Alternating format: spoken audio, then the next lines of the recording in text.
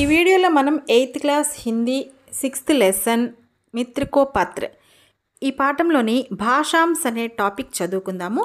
Page number 49. भाषांश. नीचे दिए गए शब्दों के पर्यायवाची शब्द डिब्बे में से चुनकर लिखिए. క్రింద ఇవ్వబడిన పదాలకు పర్యాయవాచి శబ్ద్ పక్కన ఇచ్చినటువంటి బాక్స్లో నుంచి సెలెక్ట్ చేసి రాయమని అడుగుతున్నారు. పర్యాయవాచి శబ్ద్ అంటే ఏంటమ్మా? పర్యాయవాచి శబ్ద్ అంటే ఒక పదానికి అదే అర్థం వచ్చే మరికొన్ని పదాలను రాయటము. ఇక్కడ ఫస్ట్ వన్ వాళ్ళే ఎగ్జాంపుల్ కింద ఇచ్చారు. స్వాస్థ్య, సేహత్, ఆరోగ్య. స్వాస్థ్య అంటే ఆరోగ్యము అని అర్థం. సెకండ్ వన్ చూడండి, ఆధార్. దీనికి పర్యాయవాచి శబ్దం ఏమవుతుంది? మూల్, నీవ్. పక్కన బాక్స్లో ఉన్నాయి చూడండమ్మా. Third one Jal. జల్ అంటే నీరు అని మనకు తెలుసు. దీనికి పర్యాయవాచి పదాలు పానీ, నీర్. ఫోర్త్ వన్ క్షమత. దీనికి పర్యాయవాచి శబ్ద్ యోగ్యత, శక్తి. ఖ్యాతి, కీర్తి, यश. नेक्स्ट आ टॉपिक रेखांकित शब्द का विलोम शब्द वाक्य में पहचान कर लिखिए. క్రింద ఒక 5 సెంటెన్సెస్ ఇచ్చారు. వాటిలో ఒక్కొక్క సెంటెన్స్లో ఒక్కొక్క పదానికి అండర్లైన్ చేశారు. ఆ అండర్లైన్ చేసిన పదానికి విలోమ శబ్ద్ అంటే ఆపోజిట్ వర్డ్ అదే సెంటెన్స్లో ఉంది. అది మనం కనుక్కొని పక్కన రాయాల్సి ఉంది. ఫస్ట్ సెంటెన్స్ చూడండి. ఎగ్జాంపుల్కి వాళ్ళే ఇచ్చారు. జీవన్ మే ఆశాకి కిరణ్ నిరాశకో దూర్ కర్తీ హై. ఇక్కడ ఆశ అనే పదానికి ఫస్ట్ అండర్లైన్ చేశారు. దానికి సంబంధించిన విలోమ శబ్ద్ నిరాశ అవుతుంది. సెకండ్ వన్ పఢాయి జీవన్ కా మహత్వపూర్ణ భాగ్ హై, ఇసే మహత్వహీన్ మత్ సమజ్నా. మహత్వపూర్ణ అనే పదానికి అండర్లైన్ చేశారు. దీనికి ఆపోజిట్ వర్డ్ మహత్వహీన్ అవుతుంది. థర్డ్ వన్ సంతులిత్ భోజన్ సే హమారా స్వాస్థ్య అసంతులిత్ నహీ హోతా. ఇక్కడ సంతులిత్ అనే పదం అండర్లైన్ చేశారు. మనకి ఆపోజిట్ వర్డ్ ఇక్కడే కనపడుతుంది చూడండమ్మా, అసంతులిత్. వ్యాయామ్ సే శారీరక క్షమత బఢేగి, అక్షమత దూర్ హో జాయేగి. క్షమత అండర్లైన్ చేశారు. దానికి విలోమ శబ్ద్ అక్షమత అవుతుంది. ఫిఫ్త్ వన్ హమారా భారత్ ప్రాచీన దేశ్ హై और यहाँ అనేక నవీన ఖోజ్ హో రహే హై. ప్రాచీన్ అనే పదానికి అండర్లైన్ చేశారు. దానికి ఆపోజిట్ వర్డ్ నవీన్ అవుతుంది. ఒక్కసారి ఈ విలోమ శబ్దం మొత్తం ఒకసారి చదువుకుందాము. ఆశ, నిరాశ, మహత్వపూర్ణ, మహత్వహీన్, సంతులిత్, అసంతులిత్, క్షమత, అక్షమత, ప్రాచీన్, నవీన్. నెక్స్ట్ పేజ్ తిప్పండమ్మా. ఈ పాఠ్ మే ఆయే శబ్దం కో వర్గ పహేలి మే ఢూంఢ్ కర్ లిఖియే. ఇక్కడ వర్గ పహేలి ఒకటి ఇచ్చారు. పాఠంలో వచ్చిన పదాలు ఇందులో ఏమున్నాయో మనం కనుక్కొని రాసి రౌండ్ చేసి పక్కన రాయమని అడుగుతున్నారు. చూడమ్మా ఇక్కడ ఏమేమి ఉన్నాయో. ఒకటి ఎగ్జాంపుల్ వాళ్ళే ఇచ్చారు. వ్యాయామం, తర్వాత శతరంజ్, మానసిక్, క్షమత, తాపమాన్. ఇక్కడ మానసిక్, తాపమాన్. దీనిలో నా అనే అక్షరానికి ఆకి మాత్రం ఉన్నది, అది తప్పుగా పడింది. నా అని రాయాలి. నెక్స్ట్ టాపిక్ సృజనాత్మకత. ఉదాహరణ కే అనుసార్ ఆప్ అప్నీ డైరీ లిఖియే. ఇక్కడ ఉదాహరణకు ఒక రోజుకు సంబంధించిన డైరీ రాశారు. దాన్ని ఆధారంగా చేసుకొని మీరు కూడా ఒక రోజుకు సంబంధించి డైరీ రాయమని అడుగుతున్నారు. చూడండి వాళ్ళు ఏం రాశారు. ఏ మేరీ డైరీ హై, అబ్ ఆప్ అప్నీ డైరీ లిఖియే. ఇది నా డైరీ, మీరు మీ డైరీ రాయండి అని అడుగుతున్నారు. వాళ్ళు ఏమి ఇచ్చారో చూద్దామమ్మా. దినాంక్ అని, దినాంక్ అంటే డేట్, దినాంక్ అని చెప్పి అక్కడ పక్కన ఒక డేట్ రాశారు. అంటే ఆ రోజు జరిగింది మొత్తం ఇక్కడ మనం రాస్తున్నాం అనమాట. చూడండి ఏమిచ్చారో, డేట్ ఏమిచ్చారమ్మా, 18/6/2022 ఇచ్చారు. ఆజ్ సోమవార హై, ఈరోజు సోమవారము. मैंने సబేరే ఉఠా ఔర్ స్నాన్ కియా. నేను ఉదయాన్నే లేచాను మరియు స్నానం చేశాను. నాస్తా కర్కే స్కూల్ గయా.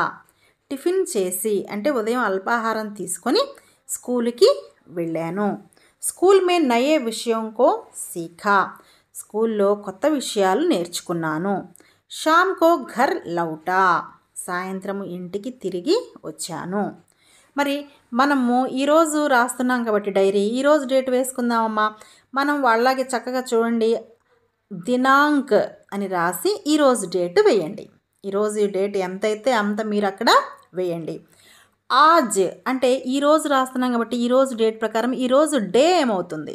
ఈరోజు అయితే 25/9/2024 ఈరోజు బుధవారం అవుతుంది. కాబట్టి మీరు ఏ రోజు డైరీ రాస్తే ఆ రోజు డేట్ వేసి క్రింద ఆ రోజు ఏంటో రాయండి. మైనే సబేరే ఉట్కర్ వ్యాయామం కియా, నేను ఉదయాన్నే లేచి వ్యాయామం చేశాను. మై స్నాన్ కర్కే నాస్తా ఖాకర్ స్కూల్ గయా, నేను స్నానం చేసి టిఫిన్ తిని స్కూల్కి వెళ్ళాను. మైనే స్కూల్ మే అచ్చి పడాయి కి, నేను స్కూల్లో బాగా చదువుకున్నాను. ఔర్ షామ్ కో ఘర్ లౌటాయా, మరియు సాయంత్రం ఇంటికి తిరిగి వచ్చాను. ఈ విధంగా మనం ప్రాక్టీస్ చేస్తే డైరీ చక్కగా రాయగలుగుతాము. నెక్స్ట్ టాపిక్ పరియోజన కార్య, ప్రాజెక్ట్ వర్క్ అడుగుతున్నారమ్మా.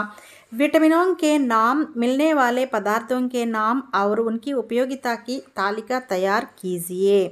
మనకి విటమిన్స్ పేర్లన్నీ తెలుసు కదమ్మా. విటమిన్స్ పేర్లన్నీ వరుసగా రాస్తూ ఒక్కొక్క విటమిన్ దేనిలో లభిస్తుందో అంటే మిల్నే వాలి పదార్థ, ఆ విటమిన్ ఏ పదార్థాల్లో ఉంటుందో ఆ పదార్థాల పేరు రాయాలి.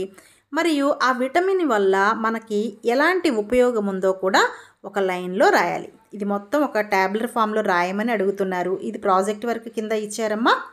చూడండి, ఇక్కడ ఇవ్వడం జరిగింది, గమనించండి.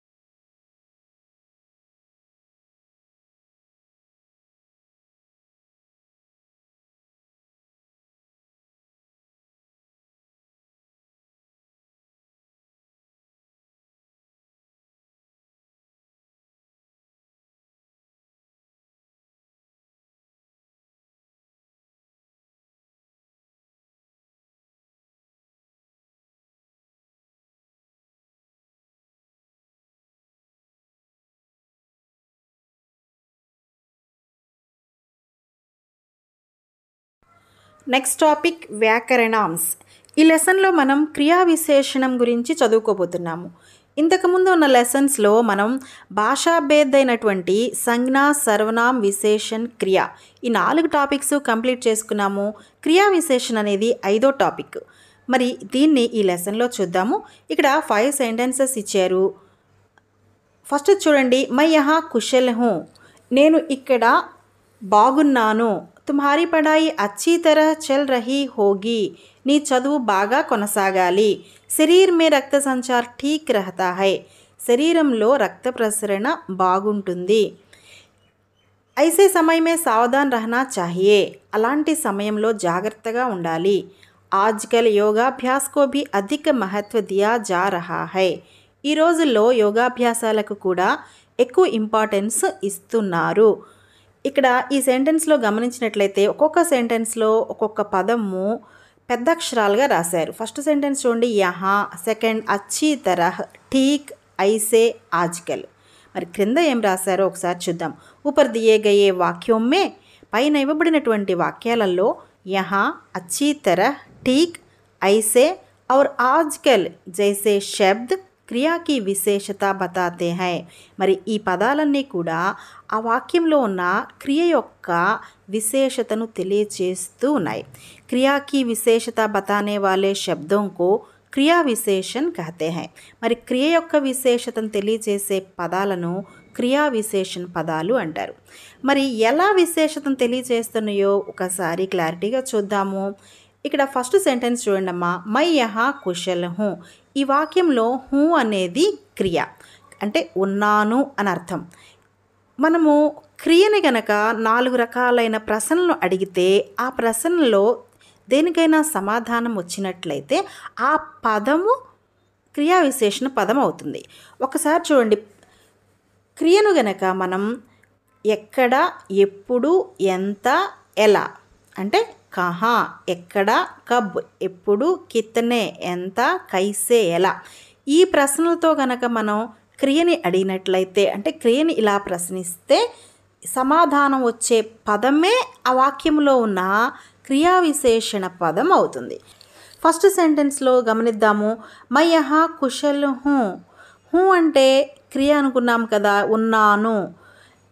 దీన్ని ప్రశ్నిస్తే చూడండి, ఎక్కడ ఉన్నాను, ఎప్పుడు ఉన్నాను, ఎంత ఉన్నాను, ఎలా ఉన్నాను. ఈ నాలుగింట్లో ఎక్కడ ఉన్నాను అనే దానికి సమాధానం వచ్చింది చూడండి, యహా ఇక్కడ. అంటే హూ అనేటటువంటి క్రియాపదాన్ని ఎక్కడ అనే ప్రశ్నిస్తే సమాధానం యహా అని వచ్చింది. కాబట్టి ఈ వాక్యంలో యహా అనే పదము క్రియా విశేషణ పదం అవుతుంది. అదేవిధంగా సెకండ్ సెంటెన్స్ చూడండి, తుమ్హారీ పఢాయి అచ్చీ తరహ్ చల్ రహీ హోగి. అంటే చదువు బాగా కొనసాగాలి. ఇక్కడ కొనసాగాలి అంటే ఎట్లా కొనసాగాలో చెప్తుంది. ఎలా కొనసాగాలని ఆన్సర్ చూడండి, అచ్చీ తరహ్ బాగా. అంటే అచ్చీ తరహ్ అనే పదమే క్రియా విశేషణ పదం అవుతుంది. అంటే క్రియ యొక్క విశేషతను ఈ పదం తెలియచేస్తూ ఉంది. అలాగే శరీర్ మే రక్త సంచార్ ఠీక్ రహతా హై అనేది ఇక్కడ క్రియాపదం. దీని యొక్క విశేషతను ఠీక్ అనే పదం తెలియజేస్తుంది. చూడండి, రహతా హై అంటే శరీర్ మే రక్త సంచార్ ఠీక్ రహతా హై అంటే బాగుంటుంది అనేది, ఠీక్ రహనా అంటే బాగుంటుంది, ఎలా ఉంటుందో ఈ ఠీక్ అనే పదం చెప్తూ ఉంది. కాబట్టి రహతా హై అనే క్రియాపదానికి ఠీక్ అనే పదము క్రియా విశేషణ పదం అవుతుంది. దాని యొక్క విశేషతను తెలియజేస్తూ ఉంది. అదేవిధంగా ఐసే. తర్వాత ఫిఫ్త్ సెంటెన్స్ కూడా చూడండి, ఆజ్కల్ యోగాభ్యాస్ కో భీ అధిక మహత్వ దియా జా రహా హై. ఇక్కడ దియా జా రహా హై అనేది క్రియాపదము. మరి ఎప్పుడు ఇవ్వబడుతుంది అనేది క్రియా విశేషణ పదం. ఇక్కడ చూడండి, ఆజ్కల్ అంటే ఎప్పుడు అనే దానికి సమాధానంగా ఆజ్కల్ అనేది ఉన్నది. కాబట్టి ఆజ్కల్ అనేది క్రియా విశేషణ పదం అవుతుంది. అంటే మనము ఒక క్రియా విశేషణ పదాన్ని ఒక సెంటెన్స్లో కనుక్కోవటానికి ఈ చిన్న టెక్నిక్ యూజ్ చేస్తూ మనం కనుక్కోవచ్చు. క్రియని అంటే వాక్యంలో ఉన్న క్రియని ఎక్కడ, ఎప్పుడు, ఎంత, ఎలా అని ప్రశ్నిస్తే వచ్చే సమాధానమే ఆ వాక్యంలో క్రియా విశేషణ పదం అవుతుంది.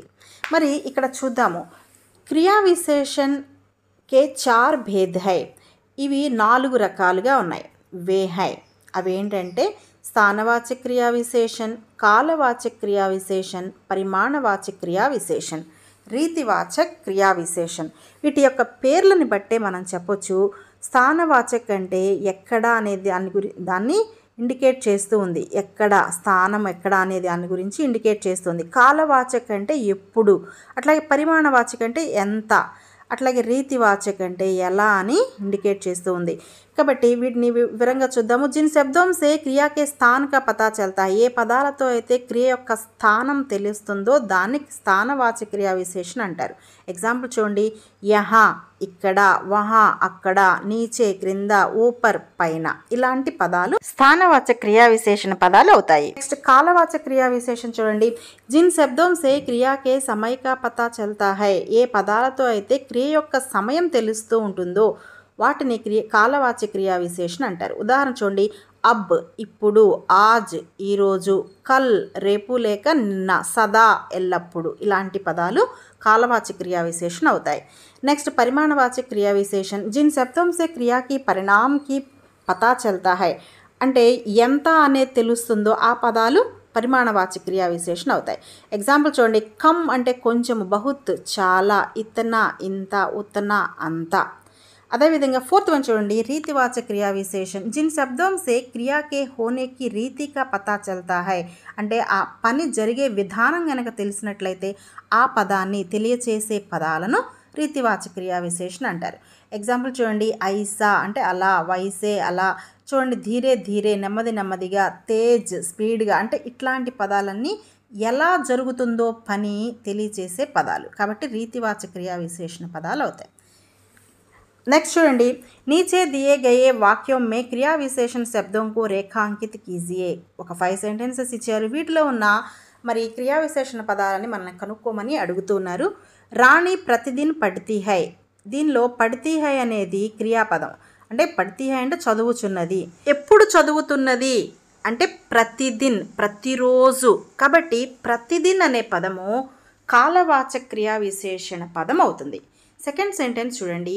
బచ్చే బాహర్ ఖేల్తే హై, పిల్లలు బయట ఆడుచున్నారు. ఇక్కడ ఖేల్తే హై అనే పదము క్రియాపదము. మరి దీని యొక్క విశేషతను బాహర్ అనే పదం తెలియచేస్తుంది. అంటే పిల్లలు ఎక్కడ ఆడుతున్నారు? బయట ఆడుతున్నారు. కాబట్టి బాహర్ అనేది స్థానవాచక క్రియా విశేషణం అవుతుంది. థర్డ్ వన్ చూడండి. లీలా పరసోం ఆయేగి, లీలా ఎల్లుండి వస్తుంది. ఇక్కడ ఆయేగి అనేది క్రియాపదం, పరసోం అనేది క్రియా విశేషణ పదం. లీల ఎల్లుండి వస్తుంది, ఎప్పుడు వస్తుంది అంటే ఎప్పుడు వస్తుంది అని తెలియచేసే పదమే పరసోం. కాబట్టి ఇది కాలాన్ని తెలియచేస్తుంది. కాబట్టి కాలవాచక క్రియా విశేషణ పదం అవుతుంది. Fourth one. దాది ధీరే ధీరే చల్తీ హై, నానమ్మ నెమ్మది నెమ్మదిగా నడుస్తూ ఉన్నది. ఈ వాక్యంలో చల్తీ హై అనేది క్రియాపదము, ధీరే ధీరే అనేది క్రియా విశేషణ పదం అవుతుంది. ఈ పదము ఎలా నడుస్తుందో తెలియచేస్తుంది.